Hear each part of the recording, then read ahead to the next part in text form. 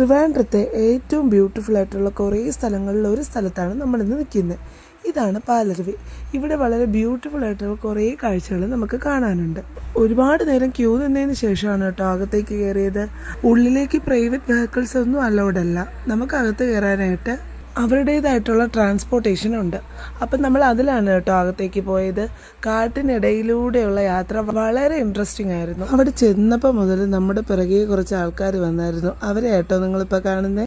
അങ്ങനെ നമ്മൾ നടന്ന് നമ്മുടെ ഫൈനൽ ഡെസ്റ്റിനേഷനിലെത്തി. സത്യം പറഞ്ഞാൽ ഈ ചൂട് സമയത്ത് എല്ലാവരും മസ്റ്റായിട്ട് പോയിരിക്കേണ്ട ഒരു സ്ഥലം കേട്ടോ ഇത്. നമ്മുടെ മൈൻഡും ബോഡിയും ഒരുപോലെ റീഫ്രഷ് ആവാനും കൂളാവാനും പറ്റിയ ഒരു അടിപൊളി സ്പോട്ടാണിത്. വെക്കേഷൻ ആയതുകൊണ്ട് തന്നെ നല്ല തിരക്കുണ്ടായിരുന്നു.